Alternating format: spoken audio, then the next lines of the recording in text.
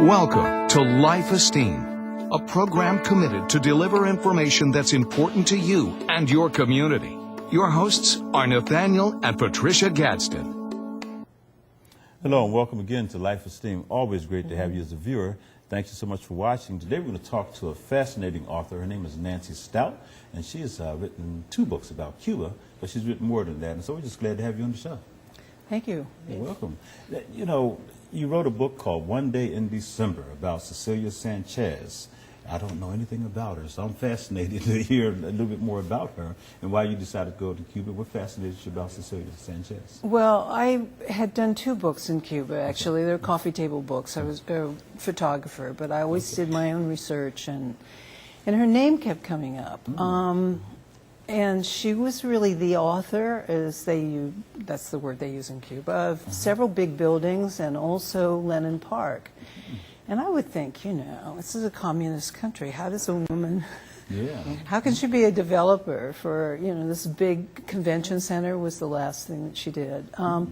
So I kept just collecting information, and I think you have to be a little bit obsessed to do a biography.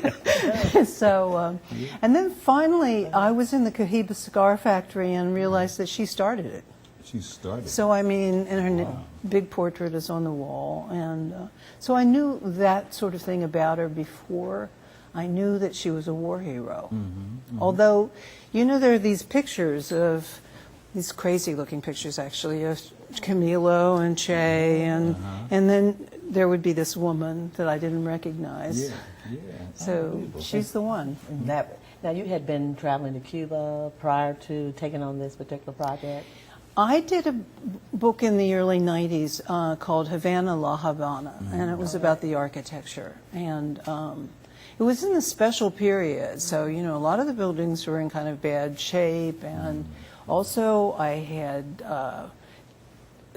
done a real quick survey of books about Cuba, and they were always, or about Havana, and they were always about the old city, which, you know, is very small. It'd be like saying New York is Wall Street. And so I just went out into the neighborhoods and did, you know, barbershops, that kind of thing. You know, and, people, I'm sure in America always think, you know, Cuba seems to be that mysterious place that we are not allowed to go to, by the way. And so we're always fascinated when someone actually went into Cuba, was able to get. How was your experience getting into Cuba? And then, you know, what made you go, and what did you find was so different than our country? What made me go was, I think, the architecture and how people would, just like you, people would come back and they would say, or I had Mexican friends who would say, you would really love Havana. And I would think, of course I would. And really, I have a license. It's a Treasury Department license that you get. And it took a while, and you fill in all the blanks. And I did it. You know, we can do this. We just have to put up with different administrations. That's interesting. You said you was a license to the Treasury Department. That's who issues the license. I had no idea. Okay. It has nothing to do with the State Department. It has nothing to do. Okay, because I never would have gathered. Nobody would know that. No. Yeah, that's interesting. But there's actually opposition for a person like yourself going to Cuba. There's some, I'm going to call them Cuban nationals, people who are just against the revolution, this and that. And so they frown on people going. In fact, I remember them saying, you know, really watch your back. You know, don't tell people you're on your way to Cuba. Did you find that kind of experience as well? Were you concerned? Well, yes and no. That's mostly the Cuban families who don't want their relatives to go back and support Fidel. Sure. I mean, that's how they think about it. So I went, and actually they had to buy my book. I'll tell you why. Because I didn't have just a bunch of old pictures from old Havana. I had pictures from all those neighborhoods, and people would have the book because they would call their nephews and say, you know, see that picture on page 34 that our father used to own that building. So I had a sort of following in Miami, and I was pretty surprised at that. But yeah, interesting. You talked about photography, all right? And so that was your first, I guess, love and discipline. And what made you get into the writing part of it? What happened? You moved that way? Well, I had done another book before that, and I had done the text for that, and it was about thoroughbred racetracks in the 12. It's about now? The 12 big thoroughbred racetracks Oh in the my United goodness. States. That's pretty different. So, but I was the writer. I did the research Right. on the architecture and so on. Okay. So, and my publisher was an Italian publisher, Rizzoli, and you know, and my editor really had some of the major architects did books for him. So he didn't expect me to be a writer. Oh.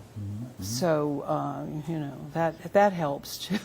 So they were very encouraging and always very. So I felt that I could take this on. Okay. We need to mention also that you actually came into Harrisburg, and the reason why we're able to do this particular program with you is by way of the World Affairs Council of Harrisburg, led by Joyce Davis and also Verna Edmonds, who is here, and Verna is sitting in the wings. We'll mention her, though, because we found out just as we were beginning to tape the show that Verna was the first African-American female reporter here at WHP TV 21.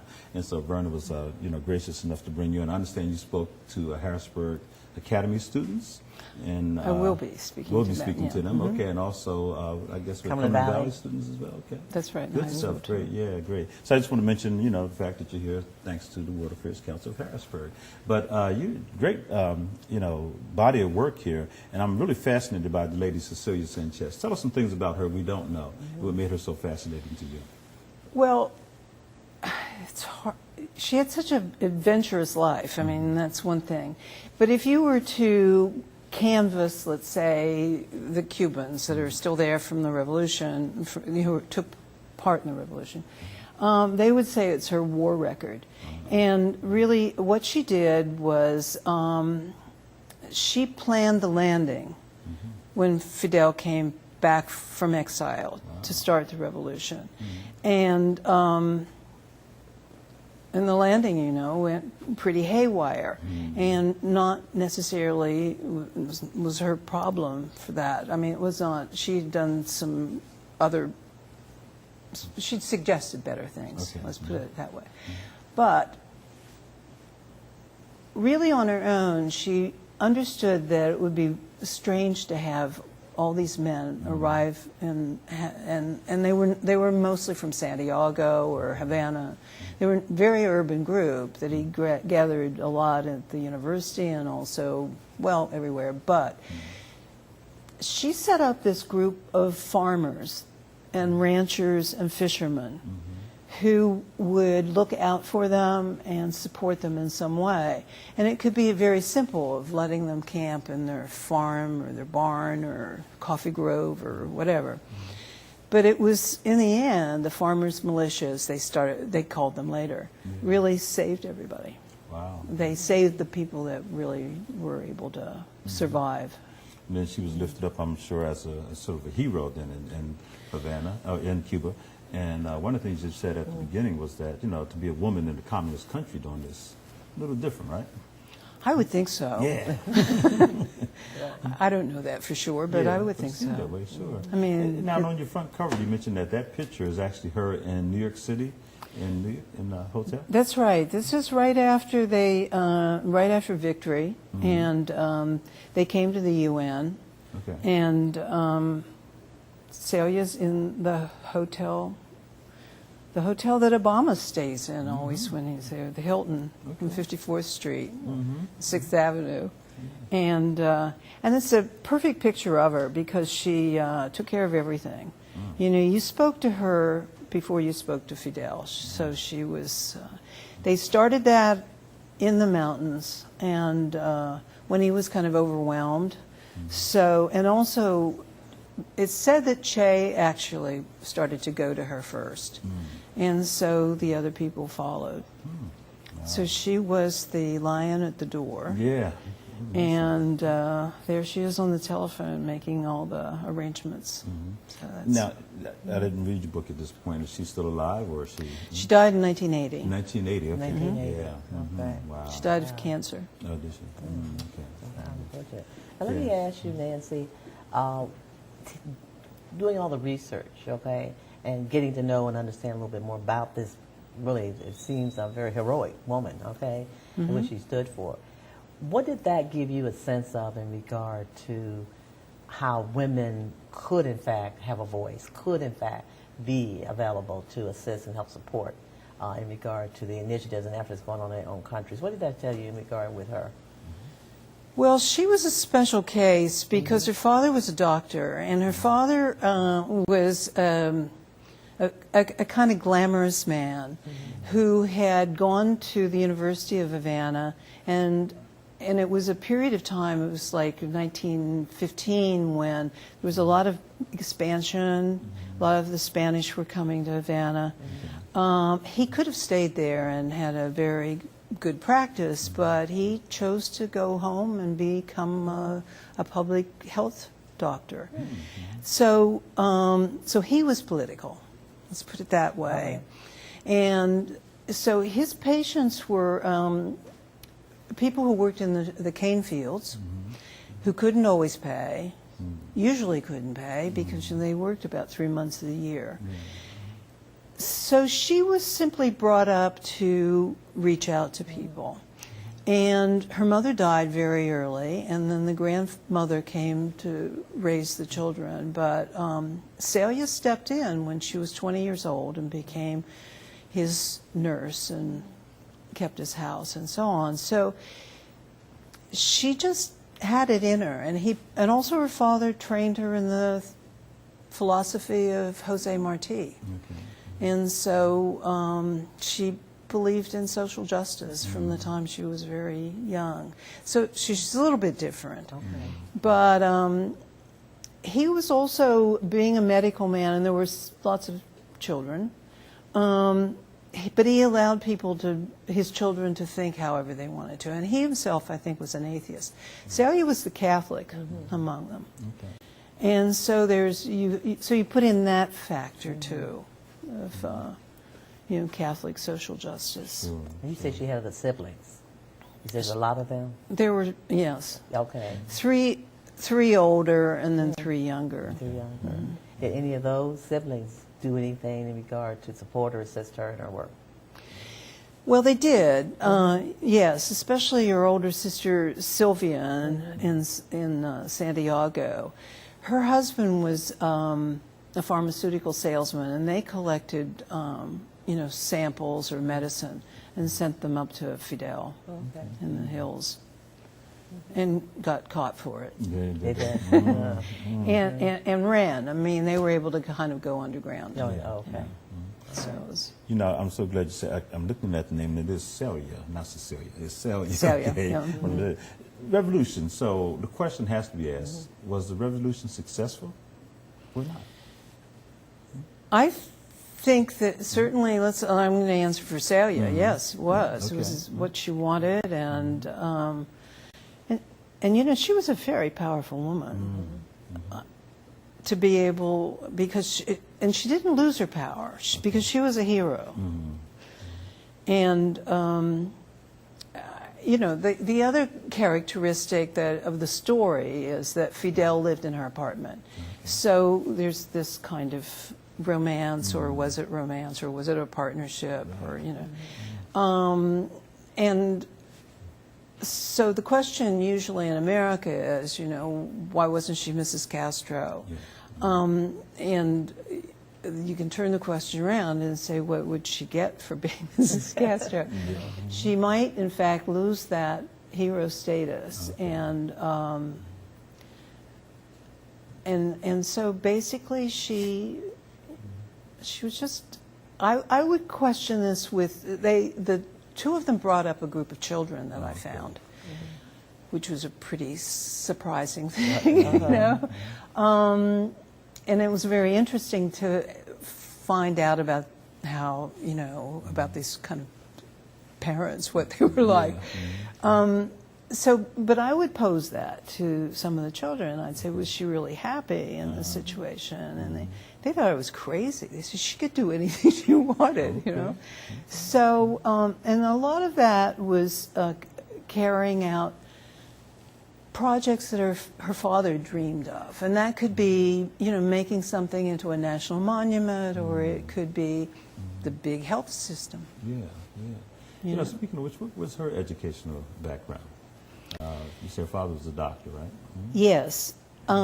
She was sent to schools and private schools, and then he tutored her as well. Okay. And but she didn't go to university. Oh, she didn't. Okay. And she was really pointed to it, but she didn't. She rebelled. Okay. All right. She had other things to do. Seemed to be doing very well, too. Yeah. Based on everything. And I think that's kind of crucial in who she turned out to be, that she set up her own life. Yeah, yeah. She had a run-in with a teacher, and this was known in Cuba, but I don't think anybody's really written about it. Yeah, fascinating. And that kind But of, I think this happens to women, they just run into these walls. But she rebelled. She just walked away and started her own. The other key is that she was very social. Okay. She organized a lot, she was very much a kind of cowgirl. She liked to go on, picnics and fishing and riding, and her father brought her up to hunt and shoot and all that stuff. That she was brought up like a boy, like a son. It's interesting as you talk about it, I'm thinking to myself now, in that inner circle, I'd imagine that she had a couple enemies inside that inner circle because she was so powerful, she was so close to, Fidel, to, to many of the... So did she have any inner struggles with some of the leadership or that you came across? Well, I used to ask that question, and I would think nobody's going to answer. About that. right. So finally I found one of the old commandantes in column number 1 who said that, yes, a few people would call her, she was very, very thin. They call her Flacco, but instead of a more glamorous Slim. So some people were resentful at the time, but in general, she apparently was so good for Fidel, she sort of, she could hold her own conversationally. And so most people really liked the effect that she had on them. Interesting. And so actually, I didn't find too many people, certainly of that inner circle, who were critical of her. Good. But in Havana, there have to have been. Yeah. For one thing, she would call people up at 3 in the morning. Oh, my goodness. She worked. They all worked at weird hours. But, Yeah. Wow. Can't imagine her. I did hear about someone who was head of a school, and she heard. So she called them up, and I can imagine saying, "Did I wake you up?" "Oh no, Sally, I was up." For you? No. So. Wow. So I mean, I don't. Interesting stuff, yeah. Are you doing a lot of book tours during this time, or how are you promoting your book? Well, I'm just sort of starting on them. I did a little bit. The book came out in late April and May, and at that point, everybody was in exam period and getting ready to go home. So I'll go to Minneapolis, St. Paul next week, and to 3 universities and 4 bookstores, I think. Right. Yeah. Okay. Now, you do consider yourself an independent historian. Is that right? I think that's probably a good title for me. Yeah, okay.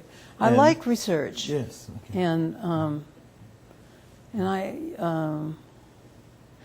even in my photography books, I do a lot of research. Okay. A lot of research and a lot of interviewing.